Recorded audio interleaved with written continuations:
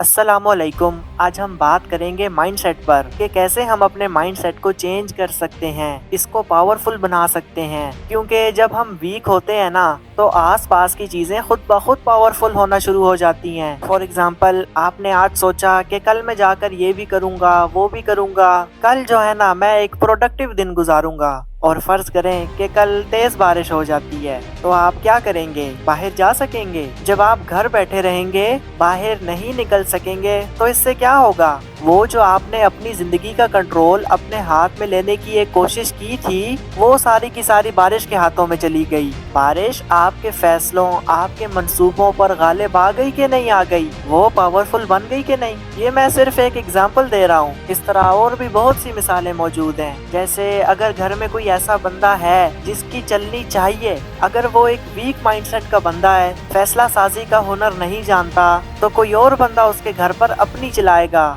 और आप जानते हैं कि फिर क्या होगा? तो आपको ये सीखना होगा कि कैसे अपने माइंडसेट को पावरफुल बनाया जाता है, ताकि कोई दूसरा बंदा या गैर मुतवक्के हालातों वाक़यात आपको कंट्रोल ना कर सकें। तो कैसे हम अपने माइंडसेट को चेंज कर सकते हैं? क्योंकि माइंडसेट चेंज होगा तो जिंदगी बेहतर होगी, रिश्ते बदलेंगे, लोगों के रवैये हमारे साथ चेंज होना शुरू हो जाएंगे। तो इसी चीज़ पर आज हम थोड़ी सी डीपली डिस्कशन करेंगे, ध्यान से समझिएगा। साइकोलॉजी में एक थ्योरी है, लोकस ऑफ कंट्रोल थ्योरी। इस थ्योरी के मुताबिक दो किस्म के लोग होते हैं, अंदरूनी और बैरूनी कंट्रोल के हामिल लोग। बैरूनी कंट्रोल वाले वो लोग होते हैं जो अपने हालात का जिम्मेदार बैरूनी चीजों को करार देते हैं। मसलन अपने बुरे हालात के जिम्मेदार अपनी फैमिली को, अपनी हुकूमत को, दूसरे लोगों को, महंगाई को, करप्शन को और मुल्की हालात को करार देते हैं। जबकि अंदरूनी कंट्रोल के लोग अपने हालात का जिम्मेदार खुद को करार देते हैं।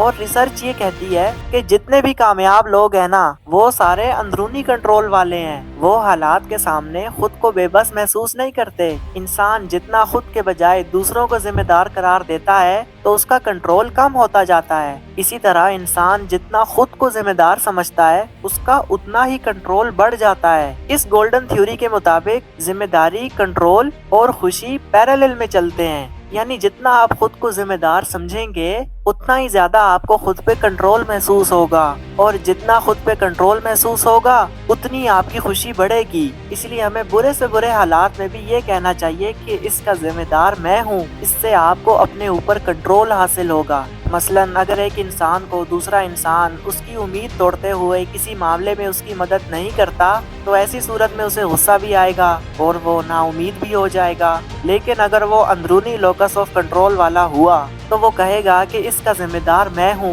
मैंने उससे क्यों उम्मीद रखी, मैंने क्यों सोचा था कि वो मेरी मदद करेगा।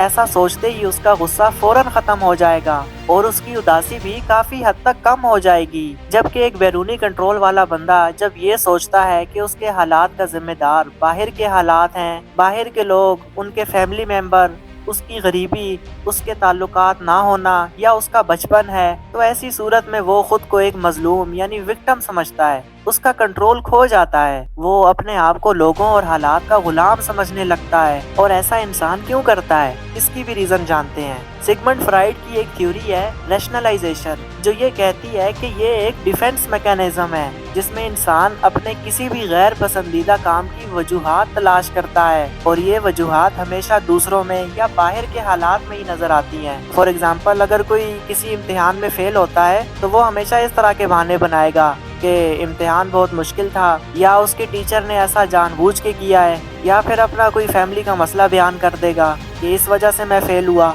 यानी वो कभी भी खुद को जिम्मेदार करार नहीं देगा। सिगमंड फ्राइड के मुताबिक वो इसलिए करता है कि वो अपनी अना को ना ठेस नहीं पहुंचाना चाहता, वो अपने आप को गिल्टी महसूस नहीं करवाना चाहता। वो ऐसा जानबूझ के नहीं करता, बल्कि लाशऊरी तौर पर वो सोचता है और ऐसी बातें करता है। रॉबर्ट एंथनी एक राइटर हैं जिन्होंने मैनेजमेंट के ऊपर बहुत सी किताबें लिखी हैं। वो एक जगह लिखते हैं, When you blame others, you give up the power to change। यानी जब आप दूसरों को जिम्मेदार करार देते हैं तो आप अपने आप को तब्दील करने की सलाहियत खो देते हैं, क्योंकि आपके मुताबिक कसूरवार कोई और होता है और आप उसको बदलना चाह रहे होते हैं। ब्रेन ट्रेसी कहते हैं कि आपको जब भी नाकामी का सामना करना पड़े या कभी आप परेशान हो या गुस्से में हो, तो आप ये कहना शुरू कर दें कि इस सब का जिम्मेदार मैं हूँ। ऐसा कहने से आपके अंदर एक कंट्रोल महसूस होगा और एक उम्मीद पैदा होगी दूसरों को इल्जाम देना और दूसरों को जिम्मेदार करार देना एक सोच है जो कई दफ़ा सही और कई दफ़ा गलत होती है।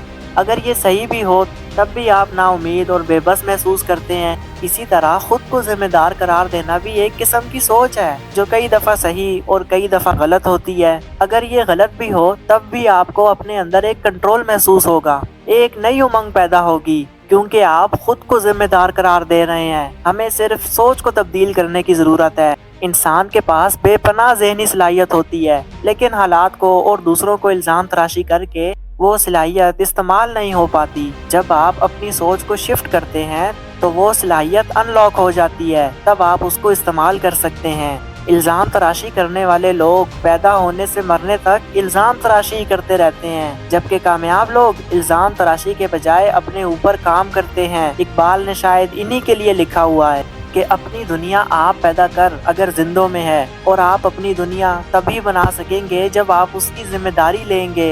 एक और जगह इकबाल ने फरमाया है, जहान ताज़ा की अफकारे ताज़ा से है नमूद, कि संगो खिश्त से होते नहीं जहां पैदा, कि मिट्टी और गारे से नए जहान पैदा नहीं होते बल्कि नई सोच से नए जहान पैदा होते हैं।